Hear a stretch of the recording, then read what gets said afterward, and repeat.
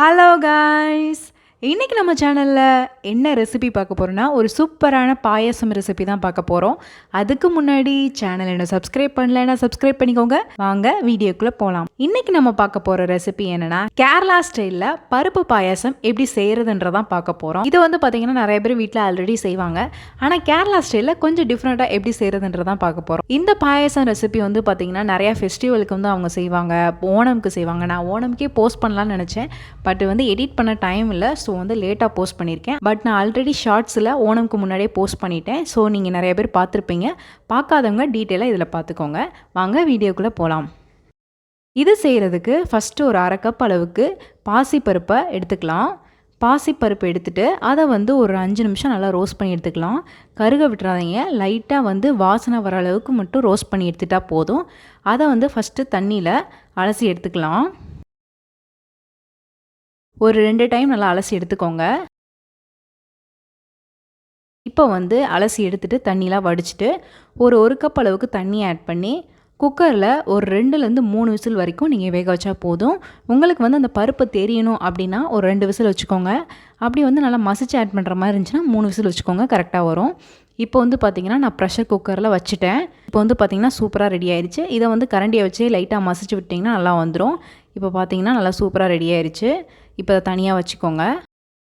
இப்போ இன்னொரு பாத்திரத்தில் 3/4 கப் அளவுக்கு நான் வெல்லம் ஆட் பண்ணிக்கிறேன். அதுக்கு வந்து 1/2 கப் அளவுக்கு தண்ணி ஆட் பண்ணிவிட்டு நல்லா ஃபஸ்ட்டு வந்து மிக்ஸ் பண்ணிக்கலாம். வெல்லம் நல்லா கரையிற அளவுக்கு நல்லா ஹீட் பண்ணி எடுத்துக்கலாம். ரொம்ப வந்து பாகுபதம் வேணும்லாம் வந்து அவசியம் கிடையாது. ஜஸ்ட்டு வந்து வெல்லம் கரைஞ்சா போதும். அந்த அளவுக்கு மட்டும் ரெடி பண்ணி எடுத்துக்கோங்க. இப்போ வந்து பார்த்திங்கன்னா ரெடி ஆயிடுச்சு வெல்லம். இதை வந்து தனியாக வச்சுக்கலாம். இப்போது நீங்கள் வந்து வெல்லத்தை டேரெக்டாக ஆட் பண்ணுறதுனால ஆட் பண்ணிக்கலாம். நான் எப்போவுமே வந்து எந்த ஸ்வீட் செஞ்சாலுமே வந்து வெல்லத்தை வந்து கரைச்சிட்டு தான் ஆட் பண்ணுவேன்.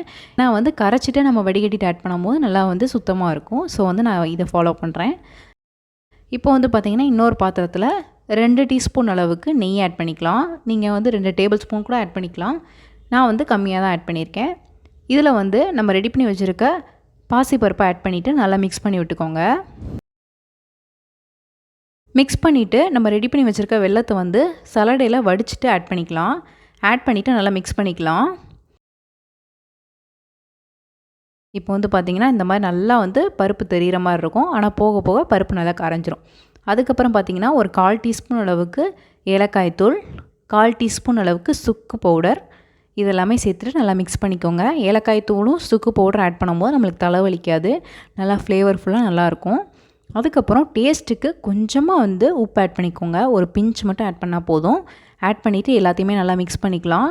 இப்போ வந்து லைட்டாக வந்து அது கொதிச்சு வரும். அப்போ வந்து 2வது எடுத்த தேங்காய் பால் நம்ம ஆட் பண்ணிக்கலாம். ஃபஸ்ட்டாக எடுத்த தேங்காய் பால் ஆட் பண்ணாதீங்க, திரிஞ்சிரும். ஸோ வந்து 2வது எடுத்துருக்க தேங்காய் பால் வந்து கொஞ்சம் தண்ணியாக கெட்டித்தன்மை இல்லாமல் இருக்கும். அதை வந்து ஆட் பண்ணிவிட்டு நல்லா மிக்ஸ் பண்ணிக்கலாம். இது வந்து பார்த்திங்கன்னா நல்லா வந்து ஒரு 5 நிமிஷத்துலேயே நல்லா கொதிச்சு வந்துடும். நல்லா இந்த மாதிரி கொதிச்சு வரும்போது லைட்டாக வந்து கெட்டிப்பட ஆரம்பிக்கும். அப்போ வந்து நம்ம ஸ்டவ் ஆஃப் பண்ணிவிட்டு இறக்கிடலாம். எப்போவுமே தேங்காய் பால் நீங்கள் கெட்டி ஆட் பண்ணுறீங்கன்னா ஸ்டவ் ஆஃப் பண்ணிவிட்டு தான் ஆட் பண்ணணும். ஏன் அப்படி சொல்கிறேன்னா, நீங்கள் வந்து பிரியாணி அந்த மாதிரி ரைஸ் ஐட்டம் செய்யும் போது ஒன்றும் செய்யாது. ஆனால் ஸ்வீட் ஐட்டம் செய்யும் போது பார்த்திங்கன்னா நம்ம வெல்லம் வந்து ஆட் பண்ணுறோம். ஆட் பண்ணும்போது அந்த தேங்காய் பால் ஆட் பண்ணும்போது திரிய வாய்ப்பு இருக்குது. ஸோ வந்து ஸ்டவ் ஆஃப் பண்ணிவிட்டு ஆட் பண்ணிங்கன்னா அந்தளவுக்கு தெரியாது. இப்போ வந்து நான் ஸ்டவ் ஆஃப் பண்ணிட்டேன். இப்போ வந்து 1 கப் அளவுக்கு நான் திக்கான ஃபஸ்ட்டு எடுத்த தேங்காய் பால் எடுத்து வச்சுருக்கேன். அதை வந்து ஸ்டவ் ஆஃப் பண்ணிவிட்டு நான் ஆட் பண்ணிக்கிறேன். ஆட் பண்ணிவிட்டு நல்லா மிக்ஸ் பண்ணி விட்டுக்கலாம். இப்போ வந்து ஒரு சின்ன பேனில் நெய் ஆட் பண்ணிவிட்டு, உங்களுக்கு நெய் நிறையா வேணுன்னா நிறையா ஆட் பண்ணிக்கலாம். நான் வந்து ஒரு 3 டீஸ்பூன் ஆட் பண்ணியிருக்கேன். ஆட் பண்ணிவிட்டு கொஞ்சமாக வந்து உங்களுக்கு தேவையான ட்ரை ஃப்ரூட்ஸ் அண்ட் நட்ஸ் வந்து ஆட் பண்ணிக்கோங்க. நான் இங்கே வந்து முந்திரி பருப்பும் கொஞ்சமாக வந்து கிஸ்மிஸும் ஆட் பண்ணி நல்லா வந்து ரோஸ்ட் பண்ணிக்கிறேன். இப்போ வந்து பார்த்திங்கன்னா நல்லா வந்து இந்த மாதிரி கிஸ்மிஸ் வந்து உப்பி வரணும். அந்த அளவுக்கு வந்து ரெடி பண்ணி எடுத்துக்கலாம்.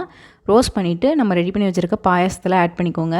அதுக்கப்புறம் அதே பேன்லேயே கொஞ்சமாக வந்து தேங்காவை பல்லாக கட் பண்ணிக்கோங்க. இல்லை நீங்கள் துருவி கூட ஆட் பண்ணிக்கலாம். நான் வந்து பல்லாக ஆட் பண்ணியிருக்கேன். பல்லாக ஆட் பண்ணும்போது நல்லா டேஸ்ட்டாக நல்லாயிருக்கும். இந்த மாதிரி தான் அங்கே செய்வாங்க. ஸோ வந்து அதையும் நல்லா ப்ரௌன் கலரில் வர வரைக்கும் ரோஸ்ட் பண்ணிவிட்டு அதில் ஆட் பண்ணிக்கலாம். நல்லா மிக்ஸ் பண்ணி விட்டுருங்க. அவ்வளோதான், சூப்பராக ரெடி ஆயிடுச்சு. இதுதான் வந்து கேரளாவில் ஓணமில் செய்யக்கூடிய பருப்பு பிரதமன்னு சொல்கிற ஒரு பாயாசம், பருப்பு பாயாசம். இது வந்து பார்த்திங்கன்னா நம்ம தமிழ்நாட்டிலையும் நிறைய இடத்துல செய்வாங்க. ஆனால் வந்து தேங்காய் வந்து இந்த மாதிரி கட் பண்ண மாட்டாங்க. ஸோ நீங்கள் இது வரைக்கும் இந்த மாதிரி பருப்பு பாயாசம் செஞ்சு பார்த்தது இல்லைன்னா கண்டிப்பாக அந்த டைம் செஞ்சு பாருங்கள். அவ்வளோ டேஸ்ட்டாக இருக்கும், நல்லா மணமாக இருக்கும், சூப்பராக இருக்கும், நல்லா ஒரு ரிச் டேஸ்ட்டில் இருக்கும். ஸோ வீடியோ உங்களுக்கு பிடிச்சிருக்குன்னு நினைக்கிறேன். பிடிச்சிருந்தா லைக் பண்ணுங்கள், ஷேர் பண்ணுங்கள், கமெண்ட் பண்ணுங்கள், மறக்காமல் சேனலை சப்ஸ்கிரைப் பண்ணுங்கள். இன்னொரு வீடியோவில் பார்க்குறேன். பாய்.